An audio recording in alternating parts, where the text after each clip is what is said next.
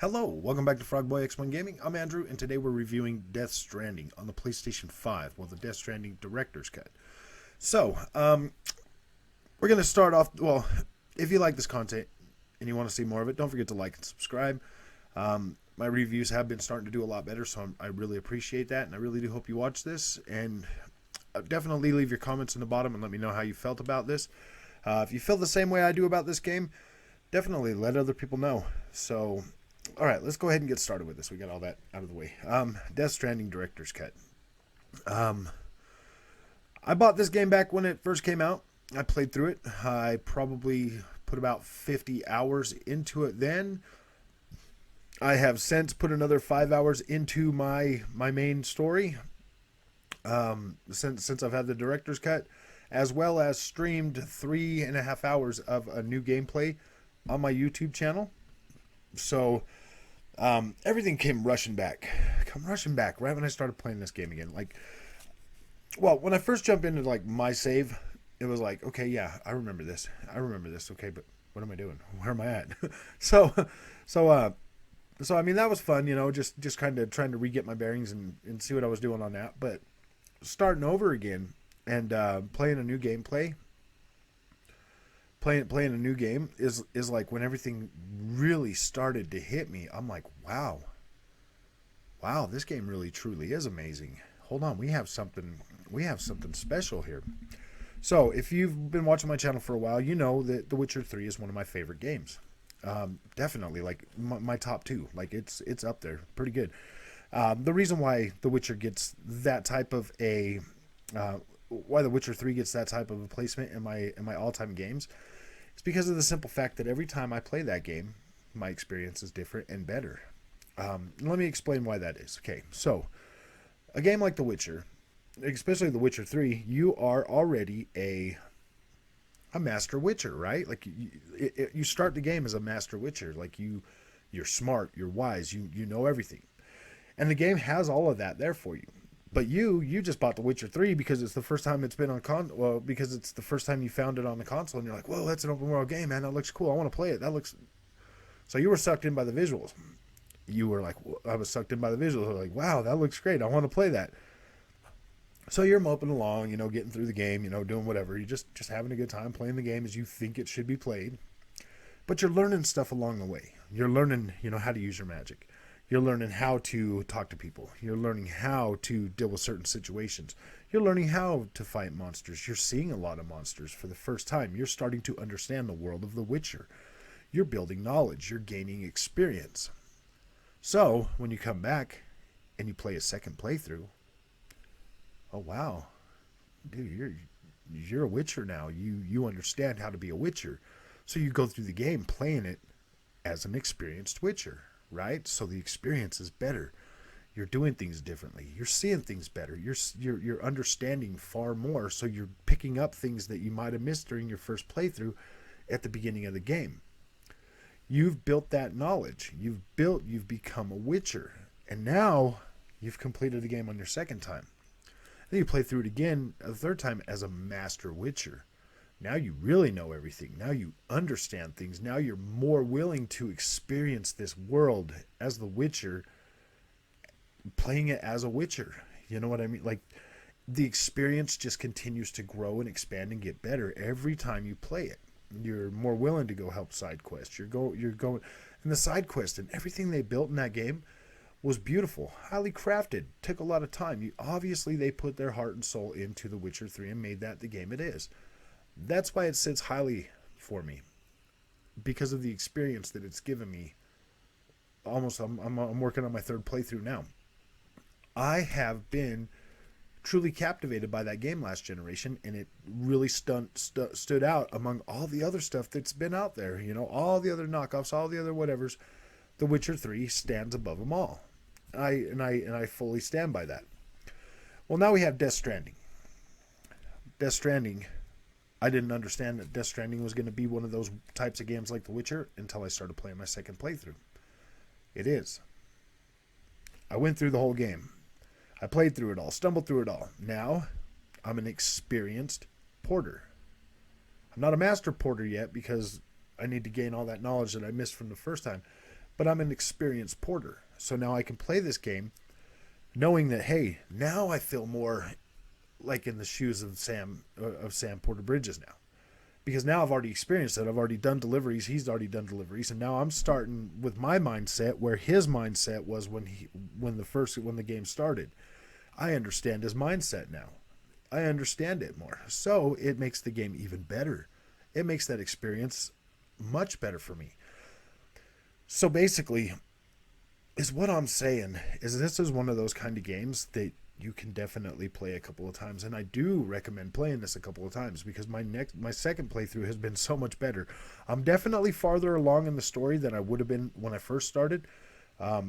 There's more stuff that I've gone out of my way to do, and it definitely is making the experience better. So if you combine that, that's just one of the main reasons. I mean, that's like this is a good game, and there's reasons why. So let's get on to this game.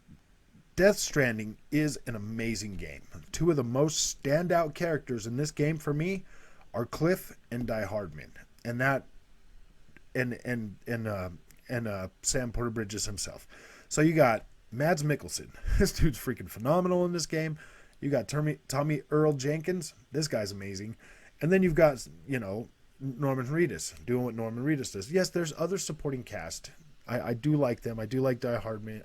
I do like Dead Man. I do like, Hartman. I do like, Mama and Locke, Amelia, everybody else. Okay, I do love these characters, but not as much as this trinity of guys. Okay, these three guys for me are like the bread and butter of this story. They are the ones that really shine out to me. I mean, yeah, you still got Higgs or whatever, the main bad guy or whatever, but I mean that guy he is what he is. He's not, in my opinion, not as important as the other three guys. I'm not going to spoil any of the story for you, but I'm telling you, you want to see that arc for Die Hardman, Cliff, and Sam Porter Bridges. You want to experience all of that and see that and understand that. And then the game comes full circle for you, and you're like, wow, that's insane. So you can take Death Stranding, and you can be like the rest of the people that are like, oh man, it's a walking simulator. It's not a walk. It is, but it isn't a walking simulator. If this is a walking simulator, I would say this is extreme walking simulator, because the stuff that you go through and the terrain that you cross in this game is a walking simulator.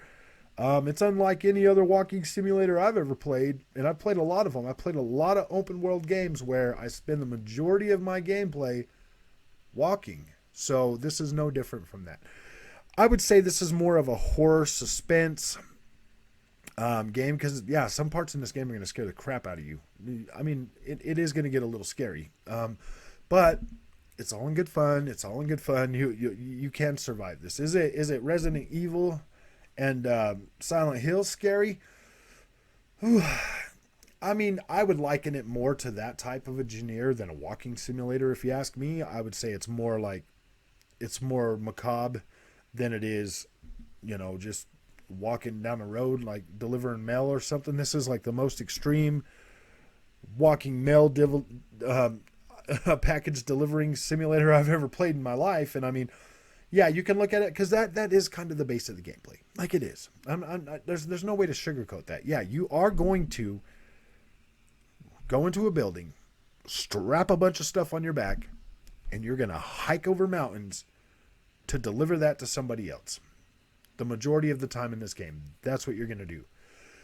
You are going to have opportunities to engage in combat. But here's the thing. If you kill somebody, then you got to put them on your back and carry them to an incinerator and burn them, or it's going to destroy the world more. And then it's going to make it even harder for you to deliver stuff. You're going to get like big old freaking, what are they? Like impact crater, you're going to get impact craters that are just boom, blowing off a whole bunch of material. It's going to destroy this world for you.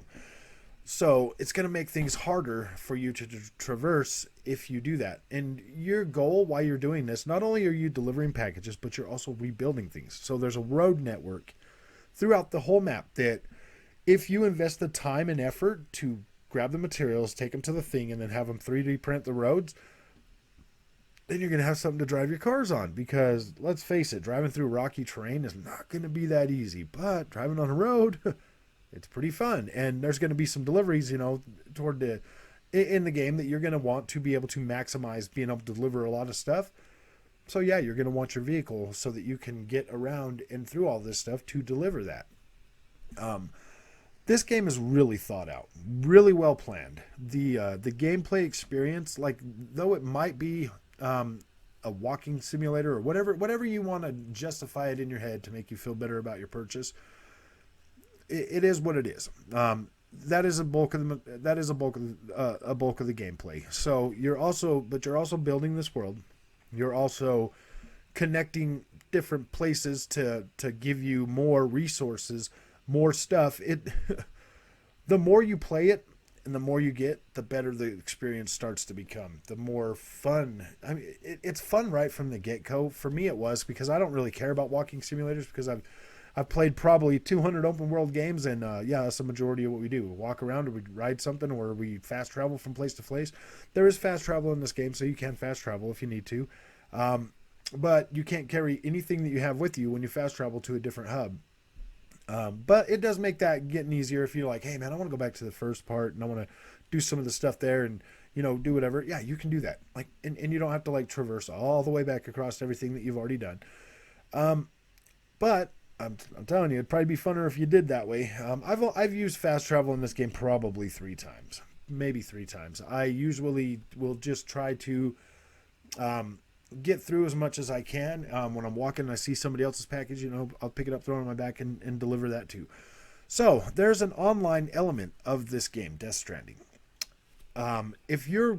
Once you connect another place, it'll bring up everybody's online, but you cannot get their online stuff until you have connected each portal, through the mainframe or whatever. So every time you leave a ladder, or you leave a rope, or you leave a bridge, or you leave something, other players will be able to use that.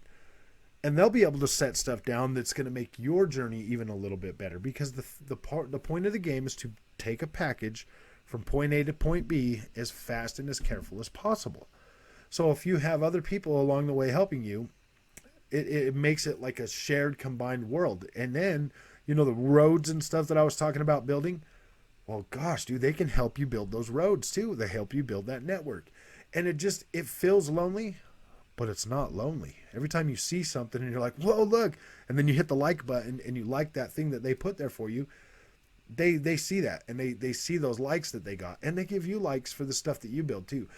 If you're out there just being a jerk and just throwing like a ladder in the water, I mean, nobody's going to like that, so everything that you can do to make a path more creative and faster and safer, they're going to like that more. And it is a shared combined experience if you play online. If you play offline, then everything you build is everything you build by yourself. That would probably be the most intense way to play this game, if you want to be the one that builds out all those roads, because that's a lot of material, especially when you start getting farther up there into the mountains and stuff. That's a lot of material you got to bring with you. So you're gonna need a truck, and you're going to need all your stuff like in there, and then you're going to have to go back and forth. But if you have everybody else pitching in a little bit at a time, then your foundation and your structure start getting built pretty quick. The combat feels pretty decent when you do get to the combat sections, and there's actual combat sections in there where you can go and fight and have a good time without having to worry about taking a body to the incinerator. And those are probably some of the best freaking set pieces in this game. So I mean, it's going to be a little while before you get there, but when you get there, you're like, wow, this changes, and it changes fast, and then everything just starts boom, boom, boom, boom, boom.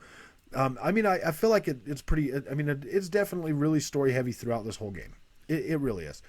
But at the end of the day, this game is so freaking amazing. Once you get into it and you start playing it, like, wow, it is good. And like I said, I'm on my second playthrough now, and I have no desire to stop playing that. I want to see this through. I want to learn as much as I can in those early moments when I was all, kind of like, oh man, confused or whatever, and trying to figure out what to do.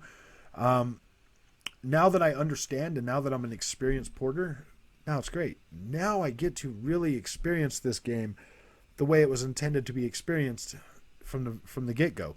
Because I kind of do feel like that on some of these games. Like, you do need to experience them once. Like, just do a playthrough and then come back and do another playthrough, just so that you can get the full, real experience of how a game should be played. Because let's face it, if you start a game as a Witcher, in a third game as a Witcher, like your character's an experienced Witcher. You're not. You don't know what the heck you're doing. You got to figure all that out. So by the halfway through the game, when you actually start figuring things out, then you're like, oh yeah, no, I'm a Witcher. But then the whole first half of the game was just like, oh man, there's so much stuff I could have done. So then when you go back and you play through the whole game as an experienced Witcher, it's better for role playing. Either way, like, that is where you're going to get the most satisfaction out of playing that game. Some games you can play through once and you're just like, wow. Yeah, wow, I don't care about that experience like playing through it again. God of War is one of those. I'm sorry. Like, God of War, I don't think is in the same level as like The Witcher 3 or Death Stranding for me. Like, God of War is great. I love playing God of War, but then again, I am an experienced God of War. I am an experienced Kratos. I've been playing all of those. So, but the new experience was different, but it felt the same as any other God of War game, just with a different camera angle and a heavier story focus. You know what I mean? Like, it still felt pretty much the same. Whereas The Witcher 3 and Death Stranding were completely different stories, or completely different games that you literally gain knowledge as you play them, and you become better at what you're supposed to do. The God of War, it was, yeah, you get new stuff and you'd be a better hack and slasher. Like, I get that. Like, I'm not saying the God of War is bad, but the God of War is not up there with my top games. I mean, I do love God of War and I buy every God of War. I'm not trying to discredit that game by any means.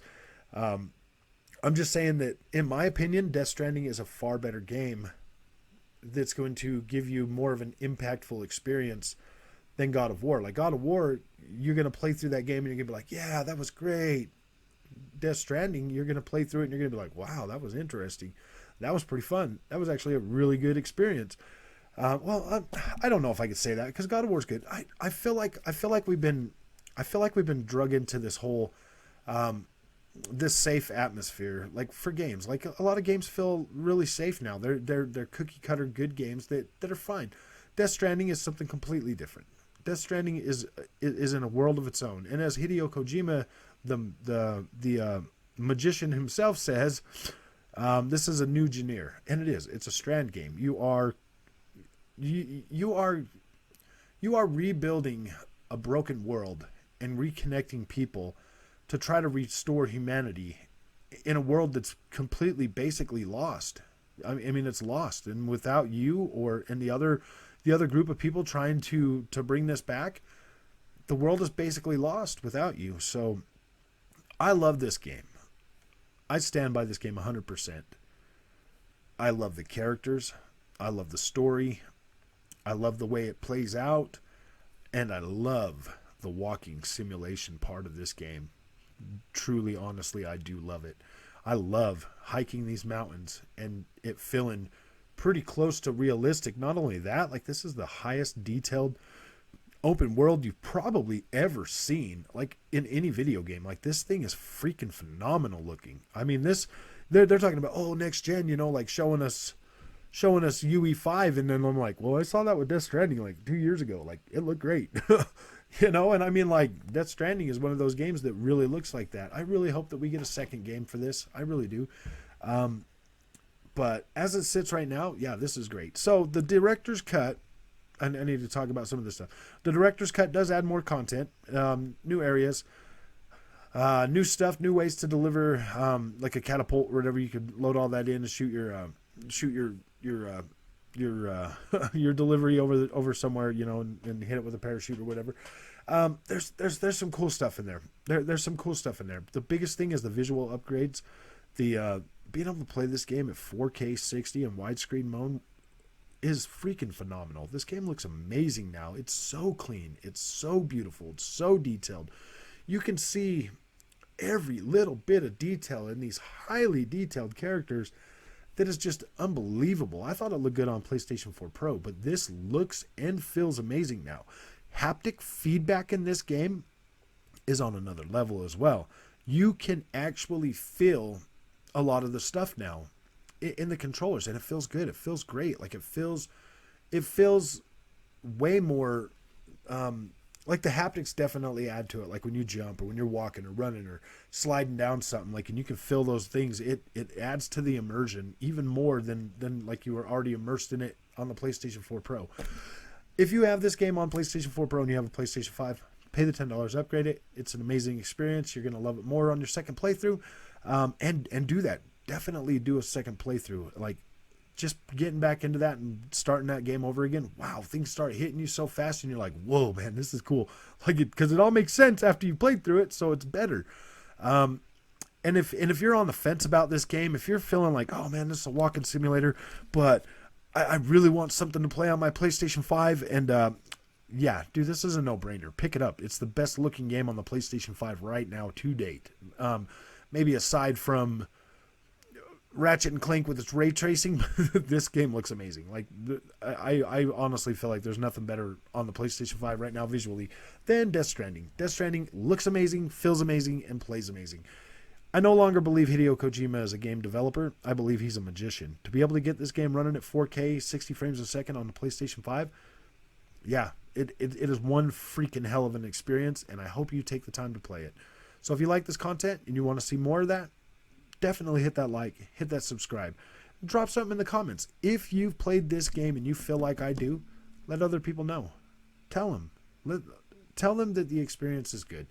Don't let them get stuck in this narrative that this is a walking simulator, because duh. Like, if you played it and you know how it plays, like, you know what I'm talking about.